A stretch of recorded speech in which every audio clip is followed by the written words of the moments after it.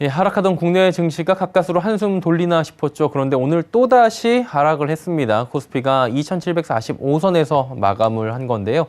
자, 2월 증시 전망 궁금하실 겁니다. 하나하나 좀 짚어보도록 하겠습니다. 증권부 김혜영 기자 연결돼 있습니다. 김 기자, 오늘 마감 시황부터 먼저 전해주시죠. 네, 오늘 코스피 지수는 0.19% 하락한 2,745선에 코스닥은 900선이 또다시 붕괴되며 899선에 장을 마감했습니다. 막판 낙폭을 모두 줄이기는 했는데 지난주 반등한 여세를 이어가지는 못하고 하락 마감했습니다. 개인이 8,106억 원어치를 사들였지만 기관과 외국인의 매도가 지수 하락을 부추긴 하루입니다. 이 가운데 오늘장 가장 눈에 띄는 종목은 단연 LG에너지솔루션입니다. 오늘장 8.7%대 강세 나타내면서 54만 8천 원에 장 마감했습니다. 2차 전지 글로벌 ETF와 MSCI 등 주요 지수의 편입을 앞두고 기관의 매수세가 유입된 덕분인데요. 특히나 코스피 200 지수 편입 전까지는 공매도가 불가능한 상황이라 추가 상승 여력이 점쳐지고 있습니다. 예, 지금이 이제 많은 분들 궁금해하시는 게 바닥인지 아니면은 다시 이제 약세장으로 진입을 하는 것인지 참 읽어내기가 힘든 요즘이잖아요. 2월 증시 전망을 지금 시장 어떻게 보고 있습니까? 네, 일단 주식시장의 급락 국면은 마무리가 어느 정도 된 것으로 보고 있습니다. 그러나 비교적으로 보수적인 시각을 견지하면서 증권가에서는 2,700선 내외의 박스권 장세 예상하고 있는데요. 저가 매수세가 유입될 가능성이 어느 정도 있기 때문에 추가 반등 신호가 이어질 수는 있는데 반등 폭이나 그 탄력은 제한적일 것이라는 평가입니다. 증권가에서는 이번 주 코스피 예상 밴드 2,600선에서 2,790선 제시한 상황이고요. 이 가운데 코스피가 2,750선 이상에서는 주식 비중을 줄이고 현금을 좀 챙겨라라는 조언도 나오고 있습니다. 대신증권은 2월까지는 코스피 반등 시 리스크 관리의 강화 전략이 필요하다며 앞으로는 통화정책 부담이 경기 불안에 가중되며 2차 하락 추세가 전개될 수도 있다라고 예상한 바 있습니다.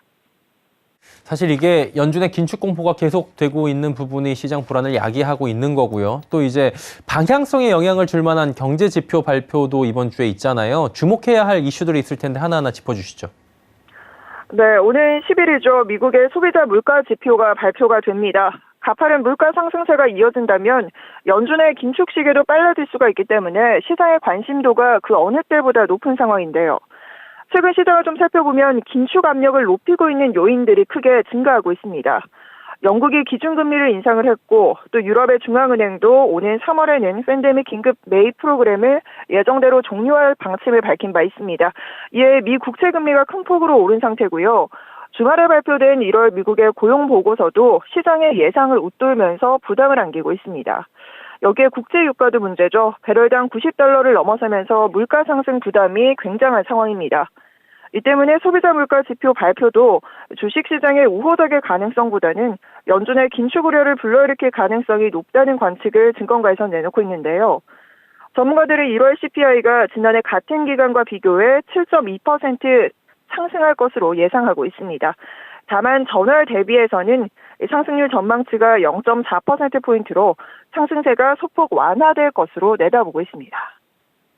예, 소비자 물가 지수 등 이 지표가 안 좋게 나와야 주식시장에는 호재가 되는 아이러니한 상황이 이번 주에 벌어질 것 같고요. 그렇다면 이번 주에는 어떤 섹터에 관심을 둬야 할지 궁금한데요. 증권가에서는 어떤 업종들 주목하라고 하던가요? 일단 현재 증권가에서는 밸류에이션, 그러니까 가치보다는 이익의 퀄리티가 훨씬 중요하다고 분석하고 있습니다. 한국투자증권 같은 경우에는 반도체나 하드웨어, 은행, 보호업 쪽에 주목해야 한다고 조언하고 있고요. 또 이와 함께 리오프닝 관련주의 움직임도 심상치가 않죠. 정부가 오미크론 대유행에 코로나19를 계절 독감처럼 관리하는 방안을 검토하겠다고 밝혔기 때문인데요.